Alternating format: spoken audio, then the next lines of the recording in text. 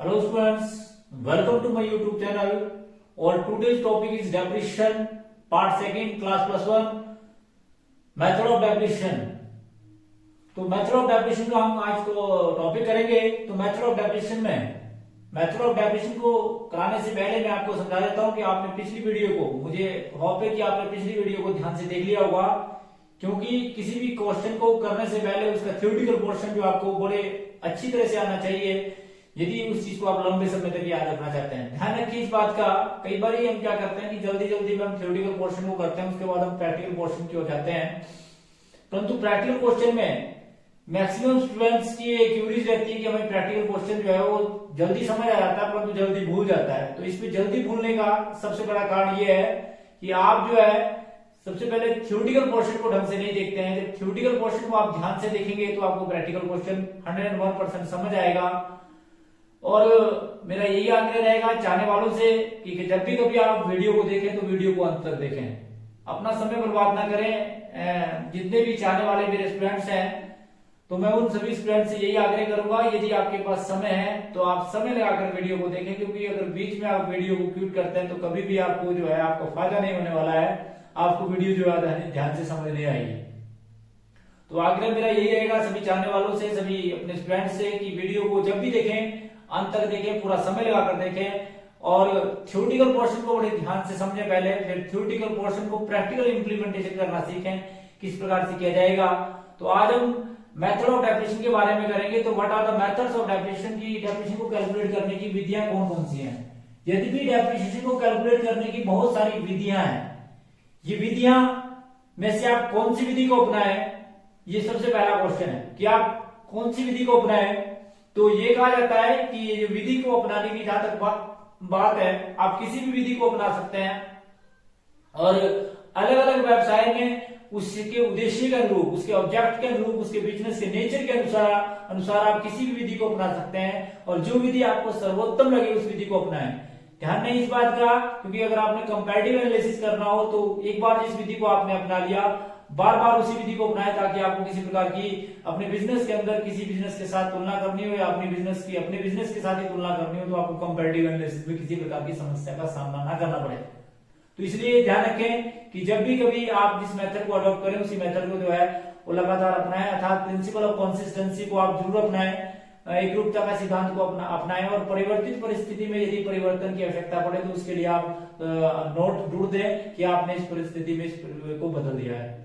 अब बात करते हैं हम एक रियल लाइफ की या एक स्टूडेंट लाइफ की, कि जब आप स्टूडेंट लाइफ में हो तो आप इस प्रकार से कौन कौन से मेथड से इसके याद करने की जब बात करते हैं तो जिसमें सबसे पहला मेथड है आप सभी जानते हैं fixed installment method, straight line method या ओरिजिनल कॉस्ट मेथड। दूसरा मेथड है डिमिनिशिंग बैलेंस मेथड या रिटर्न ऑन वैल्यू मेथड। फिर उसके बाद है एन्युटी मेथड, फिर इंश्योरेंस पॉलिसी मेथड, फिर depletion method, depreciation fund method. इसी प्रकार से machine mileage method, revolution method और सम ऑफ डिजिट मेथड। तो इस प्रकार से इसकी 10 विधियां हैं। 10 विधियों में से आप कोई भी विधि अपना सकते हैं प्लस 1 के विद्यार्थियों के लिए। जब आप बीकॉम फर्स्ट ईयर में जाएंगे तो आप इन सारी की सारी 10 विधियों को पढ़ेंगे और इन 10 विधियों के अनुसार जो है किस प्रकार से जो है डेप्रिसिएशन कैलकुलेट किया जाता है। तो बीकॉम में आप ये सारे चैप्टर पढ़ेंगे, इस डेप्रिसिएशन का पूरा विस्तृत वर्णन पढ़ेंगे। परंतु प्लस 1 के विद्यार्थियों के लिए जो 2 मेथड्स हैं वो बड़े इंपॉर्टेंट है, जिसमें सबसे पहला मेथड है straight line method, fixed installment method या ओरिजिनल कॉस्ट मेथड, और दूसरा मेथड है डिमिनिशिंग बैलेंस मेथड या रिटर्न ऑन वैल्यू मेथड। आज हम जिस मेथड के बारे में बात करेंगे वो आपका पहला मेथड है स्ट्रेट लाइन मेथड या ओरिजिनल कॉस्ट मेथड या फिक्स्ड इंस्टॉलमेंट मेथड। तो फिक्स्ड इंस्टॉलमेंट मेथड या स्ट्रेट लाइन मेथड या ओरिजिनल कॉस्ट मेथड, जैसे इस मेथड के नाम से ही क्लियर है कि इसमें जो डेप्रिसिएशन का जो वैल्यू होगी ईयर टू ईयर जो वो सेम होगी। हर साल जो है वो सेम डेप्रिसिएशन का सेम अमाउंट जो है वो डेप्रिसिएशन का कैलकुलेट होगा। कंडीशन है कि वो समय जो है वो आपका वेरी ना करता हो, कि अगर साल भर यूज हुई है तो हर साल जो पहले साल डेप्रिसिएशन रहेगा वही अगले साल रहेगा, उससे अगले साल वही रहेगा, उससे अगले साल वही रहेगा, अमाउंट ऑफ डेप्रिसिएशन जो है वो बराबर रहेगा। तो ये डेप्रिसिएशन लगाने की सबसे सिंपल मेथड है। इस विधि के अंतर्गत आप ये करते हैं कि जब आप डेप्रिसिएशन कैलकुलेट करते हैं तो original cost method original cost पे करते हैं, और जो डेप्रिसिएशन लगाया जाता है वो भी हमेशा ओरिजिनल कॉस्ट पर लगाया जाता है।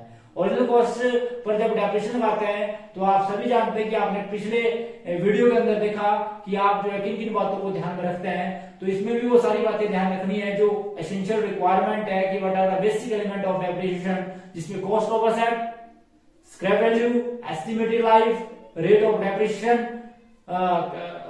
ऑब्सोलेंस और कैपिटल एक्सपेंडिचर, ये सारी बातें आपने ध्यान में रखनी है।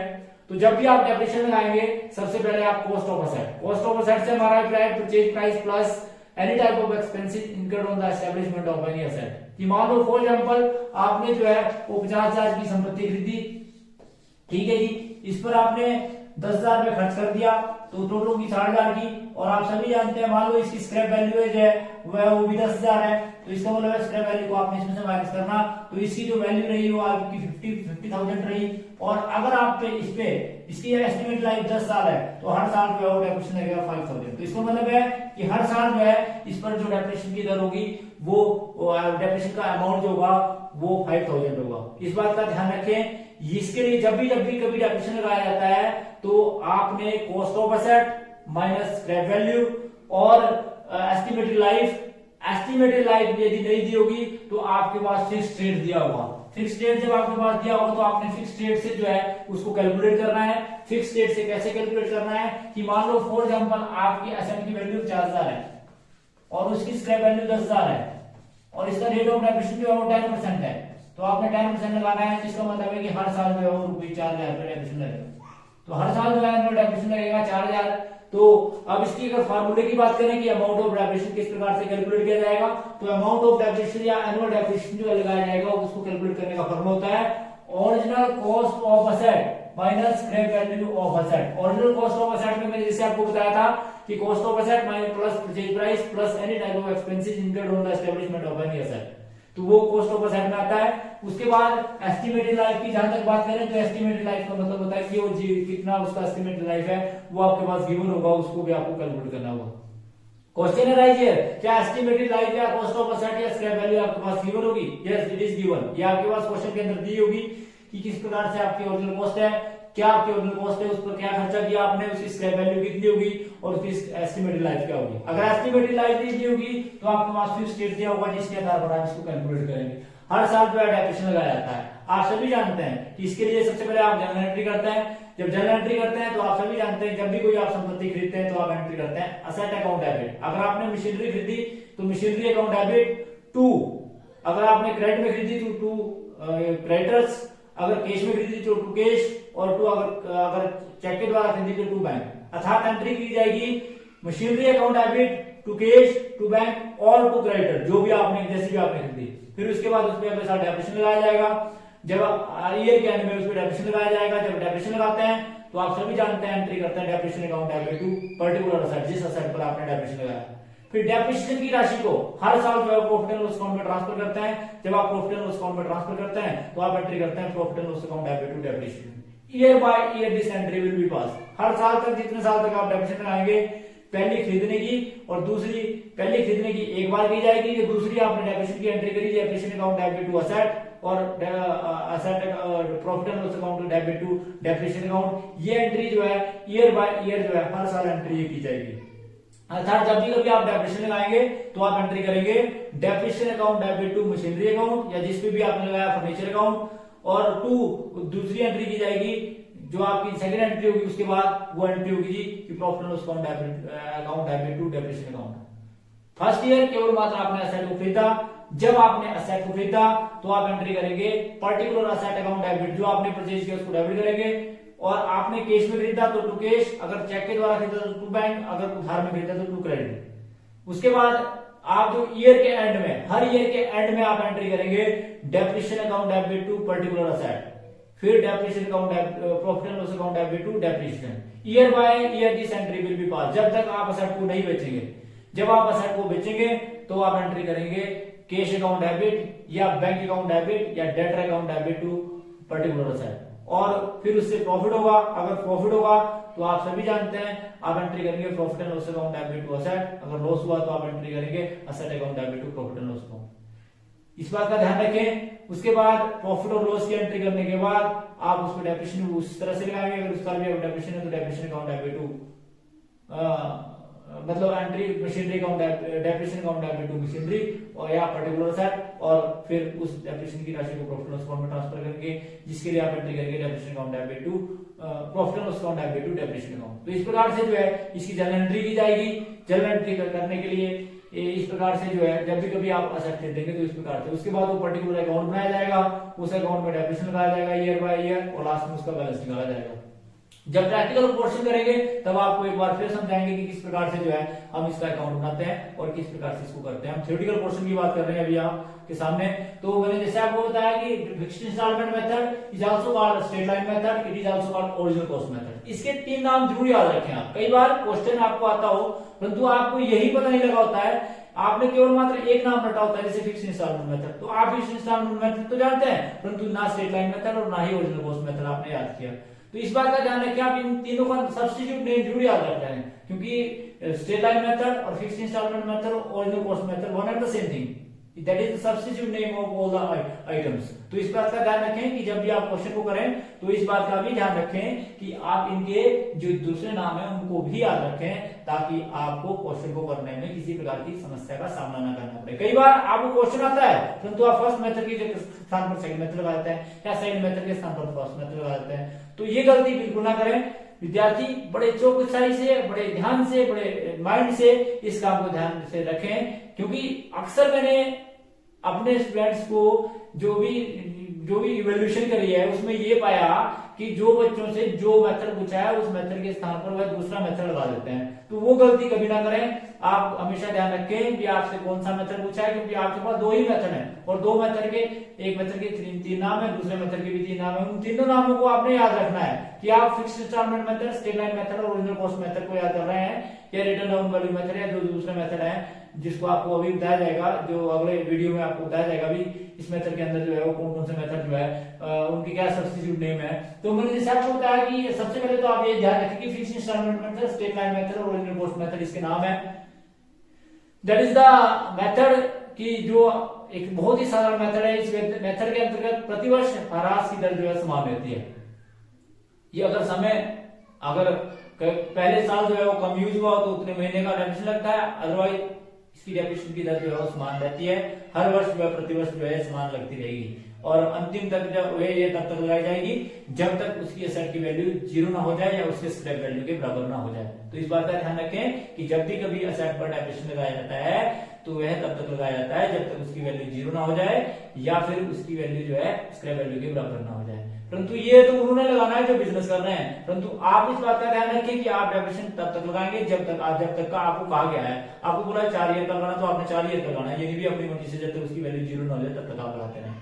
तो ये भी ध्यान रखें, क्योंकि छोटी छोटी बातें जो आपको बड़े ध्यान में रखनी पड़ती हैं और जो आप प्रैक्टिकल करते हैं तो आपके दिमाग में हमेशा ही होनी चाहिए, क्योंकि करते करते कई बार आप कई प्रकार की गलतियां कर देते हैं तो उन गलतियों से आपने बचना है। और कौन सी गलती करते हैं वो भी मैं आपको बता रहा हूँ कि कई बार आपको डेप्रिसिएशन 4 साल लगाने के लिए बोला है, आप 5 साल लगा लेते हैं अपनी मर्जी से। तो ऐसी मर्जी नहीं करनी आपने, क्योंकि फिर आपका आंसर टैली नहीं होगा। कई बार एग्जामिनर जो होते हैं वो सेट करने वाले जो होते हैं या देखने वाले होते हैं केवल मात्र आंसर देखते हैं और यदि आपका आंसर गलत आता तो आपका सारा क्वेश्चन कर देते हैं। तो इस बात का भी ध्यान रखें कि स्टेप बाय स्टेप आप क्वेश्चन को बड़े ध्यान से समझें और क्वेश्चन को करने से पहले आप उसमें पूरा ध्यान दें। उसके बाद इस बात का ध्यान रखें कि जब आपने इस मेथड को पता लग गया कि ये मेथड है और इस मेथड को जब आप यूज करते हैं तो मैंने जैसे आपको बताया ये एक बड़ा साधारण सा मेथड है और इस मेथड के अंतर्गत प्रतिवर्ष ह्रास जो अमाउंट होता है वो लगभग समान रहता है। ये तब तक लगाया जाता है जब तक एसेट की वैल्यू या तो 0 ना हो जाए या स्क्रैप वैल्यू के बराबर ना हो जाए। परंतु लेखांकन के विद्यार्थियों के लिए ये भी बताया गया है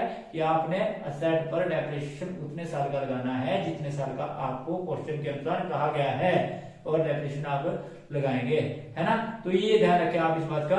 उसके बाद अगली बात आती है कि डेप्रिसिएशन के इस मेथड्स के मीनिंग के बाद, इस मेथड को समझने के बाद अब बात आती है कि व्हाट आर द मेरिट्स और demerits of this method. Number 1 merit है सिंपल मेथड। जब आप इसका प्रैक्टिकल क्वेश्चन कराएंगे तब आपको बताएंगे कि ये मेथड कितना आसान है। ये that is the simplest method of depreciation. ये कहा जाता है कि ये डेप्रिसिएशन लगाने की सबसे सरल विधि है। तो इसका सबसे पहला गुण है। Number 2 depreciation is charged on the asset till the value of asset is 0. अभी मैंने आपको बताया था कि असेट तब तक डेप्रिसिएशन तब तक चार्ज किया जाता है जब तक असेट की वैल्यू जो है वो जीरो ना हो जाए, तब तक विधि के अंतर्गत जो है और डेप्रिसिएशन लगाया जाता है। जिस दिन जीरो होगी इसका मतलब है कि आपने पूरा का पूरा डेप्रिसिएशन चार्ज कर दिया। तो इसका मतलब है कि इस विधि के अंतर्गत जो है ये इसके दो मेरिट्स थे। उसके बाद इसके डीमेरिट्स की बात करें तो डीमेरिट्स में number 1 same amount of depreciation. ये कहा जाता है कि इसमें जो डेप्रिसिएशन का अमाउंट होता है ना वो सेम होता है, जबकि व्यवहारिक रूप में ऐसा नहीं होता है कि जब कोई असेट नया होता है ना वह उस पर रिपेयर की कम जरूरत होती है, परंतु जैसे जैसे असेट पुराना होता है उस पर और अधिक रिपेयर की जरूरत होती है। दैट मींस कि in starting asset being new needs less repair whereas the later years need more repairs। तो आप सभी जानते हैं कि जब असेट जो है पुराना होता है तो अधिक रिपेयर की आवश्यकता मांगता है, तो इस बात का भी आप विशेष ध्यान रखें। तो ये इसका एक डिमेरिट्स है। उसके बाद ये सेम अमाउंट डेप्रिसिएशन चार्ज करता है, जबकि वास्तविकता में ऐसा नहीं होना चाहिए। उसके बाद no provision is made for interest on the investment of any asset, कि जो आपने एसेट पर इन्वेस्टमेंट करी ना उसमें इंटरेस्ट के लिए कोई भी प्रोविजन नहीं है। तो एक इसकी एक डिमेरिट्स ये है, क्योंकि प्रत्येक व्यापारी ये सोचता है कि जो पैसा कहीं और इन्वेस्ट करता तो उसके बदले में उसे इंटरेस्ट मिलना चाहिए, जबकि इस विधि के अंतर्गत इंटरेस्ट के लिए कोई भी प्रोविजन नहीं है। तो ये भी एक इसका डिमेरिट्स है। उसके बाद no provision is made the life of an asset, कि एक एसेट की क्या लाइफ होगी इसके लिए कोई ऐसा प्रोविजन नहीं है कि आप ये बोल के चलेंगे ये सर 10 साल चलेगा, जुड़िए वो सर 10 साल चलेगा, वो 15 साल भी चल सकता है, 20 साल भी चल सकता है, या वो 3 साल ही चले या 2 ही साल चले, ऑब्सोलेंस के कारण या डिप्रेशन के कारण उसका काम जो है खत्म हो जाए। तो ये कहा जाता है कि ये नो प्रोविजन, इसके लिए भी कोई प्रोविजन नहीं है, ये भी इसका एक डिमेरिट्स है। उसके बाद ये बोलते हैं in starting asset being new needs less repair whereas later years need more repairs। तो आप सभी जानते हैं कि जब कोई असेट नया होता है ना तो उसको कम रिपेयर की आवश्यकता पड़ती है, इसके लिए कोई प्रोविजन नहीं है। और जबकि जब असेट पुराना हो जाता है तो उसे अधिक रिपेयर की आवश्यकता पड़ती है, जबकि इसमें क्या करते हैं हर साल जो आप सेम डेप्रिसिएशन लगाते हैं। तो ये भी एक गलत चीज है, तो जिसके कारण जो है इस विधि को जो है वो इसका डिमेरिट्स माना जाता है। उसके बाद ये बोलते हैं it is difficult to calculate the scrap value of asset, कि कोई असेट जो है वो 10 साल बाद आज आप अनुमान कैसे लगा सकते हैं कि ये असेट जब बिल्कुल बेकार हो जाएगा 10,000 का बिकेगा या 15,000 का बिकेगा, हो सकता है वो 2,000 का ना बिके, फिर हो सकता है उसको खरीदने वाला कोई ना मिले, या हो सकता है उसकी वैल्यू उससे भी ज्यादा बिके। तो इसका मतलब है कि it is very difficult to calculate the scrap value of asset. तो इसका मतलब है कि ये भी इसका एक डिमेरिट्स है कि स्क्रैप वैल्यू को कैलकुलेट करना जो है इसके लिए कोई भी प्रोविजन नहीं बनाया कि स्क्रैप वैल्यू को आपने का कोई 1 रुपया मानना है कि जिसके आधार पर हम माप सकें कि इसकी स्क्रैप वैल्यू जो है इतनी होगी। तो ये भी एक इसका एक डिमेरिट्स था। तो आज आपने इस विधि के अंतर्गत डेप्रिसिएशन के 10 मेथड के बारे में पहले पढ़ा, किस मेथड को कब यूज किया जाए ये उसके नेचर पर और ऑब्जेक्टिव पर डिपेंड करता है। ये जरूरी नहीं है कि आप किसी भी मेथड को अपना सकते हैं, परंतु प्लस 1 के विद्यार्थियों के लिए ये क्लियर बता दिया गया है कि आपके पास दो ही मेथड है, नंबर 1 स्ट्रेट लाइन मेथड या फिक्स्ड इंस्टॉलमेंट मेथड या original cost method, number 2 diminishing balance method या रिटर्न डाउन वैल्यू मेथड। तो ये दोनों मेथड जो है आपके सिलेबस के अनुसार आपके सिलेबस में, जिसमें फर्स्ट मेथड की विस्तृत व्याख्या मैंने आपके सामने की भी, किस प्रकार से डेप्रिसिएशन लगाया जाता है और कौन कौन सी इसके अंदर आप किस प्रकार से इसको आप किस प्रकार से आप इसको करते हैं। इसके हम कुछ प्रैक्टिकल क्वेश्चन करेंगे जिससे आपको और अधिक क्लियर हो जाएगा कि किस प्रकार से जो है इसका थ्योरेटिकल क्वेश्चन के साथ इसके प्रैक्टिकल क्वेश्चन का रिलेशन है। उसके बाद हम सेकंड जो आपका मेथड है उसका थ्योरेटिकल क्वेश्चन आपके सामने रखेंगे। तो thanks for watching the video, please like and subscribe my channel. Thank you.